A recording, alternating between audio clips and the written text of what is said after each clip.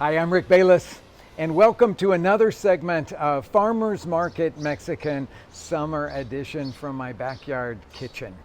I'm going to make with you today what I call beans and greens tacos, but the focus of it for me is the red chili sauce that envelops those beans and those greens. It's a guajillo chili sauce, one of my absolute favorite ones. If you're not familiar with guajillo chilies, they're the smooth skinned ones. They look a little bit like a New Mexico chili, but they're pointier and a little bit smaller than that. You got to get the stems off of them. I like to just put my fingers in there and pull them open so that the seeds can drop out. You don't have to be too meticulous about this, only because you're going to strain the sauce in a little bit. I've got here a little oil heated in a pan, and I'm going to toast the chilies in the oil.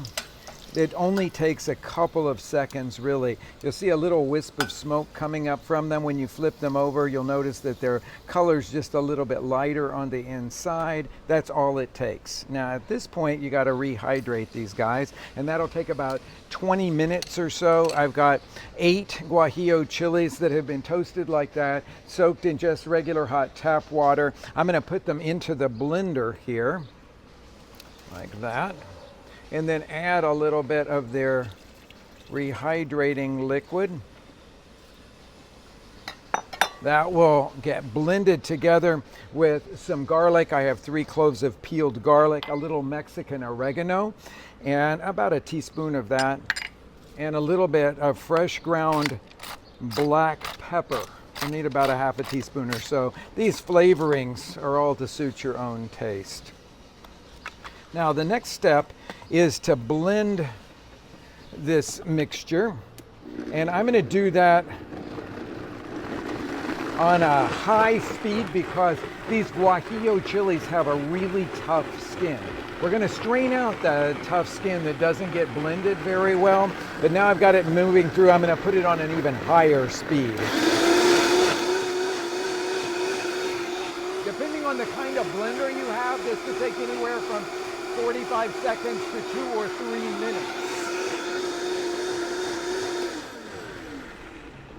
The next step is probably the most crucial in this, and that is to strain this mixture and fry it down. Now, you hear that really sharp sizzle when it went into the pan? That's what I'm really looking for there. I'm going to stir this mixture, pressing it through the medium-ish sieve. This doesn't go through a real fine sieve. Fine sieve would really strain out a lot.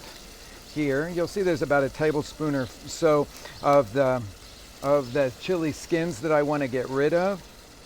So that mixture that didn't go through gets set over to the side here.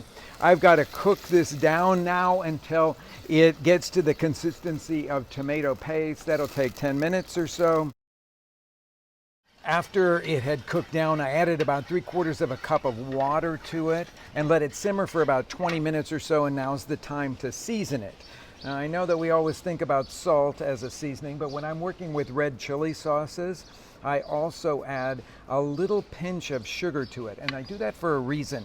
It brings out the fruity flavors of the chilies. So I'm going to add a little bit of sugar to it, not enough to make it sweet, but just to bring out that fruity flavor and also to balance a little bit of the natural astringency of that chili. Okay, so makes my mouth water every time I see it. I'm a real fan of red chili sauces. Now, here comes the greens. I'm going to add to it, this is black kale, lacinato kale, sometimes called dinosaur kale. You can use that, or you could use any of the greens you find in a farmer's market. I recommend that you search out things like collard greens, turnip greens, mustard greens are super delicious in a mixture like this. If you're a fan of spinach, then you add spinach to it, but just know that it's going to cook for only seconds to wilt that spinach, but it's really, really delicious. So stir that up there. I'm going to turn the temperature up a little bit underneath that so I can get it back to a nice boil. Now, if you're a fan of farmers markets, then you probably are a fan of beans. The next ingredient that goes in here is some cooked beans. What I'm going to use here is just a can of cooked beans, but a lot of times I buy beans at my farmer's market and I simmer them and I'll have them on hand in my refrigerator. I didn't have them today, so I'm using some canned beans, something that I always have in my pantry at home because I think that canned beans are a good and useful pantry staple for quick meals. So see how beautiful that is. The seasoned red chili sauce, guajillo chili sauce, the beans, and that little bit of kale that is softening on there now. So this is, when I'm trying to eat low on the food chain, this is the kind of thing that I turn to really regularly because it's really, really satisfying. I have some warm corn tortillas over here. So I'm going to make a simple taco out of that. You let it simmer as long as you would like for the doneness you like with the kale. I like it to still be a little bit crunchy. Put a little bit of our red chili beans and greens into the tortilla.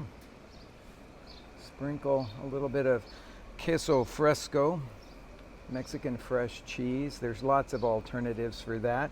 Use some farmer's cheese. Maybe you've got something in your farmer's market that you like. Have a goat cheese vendor and try the goat cheese on this.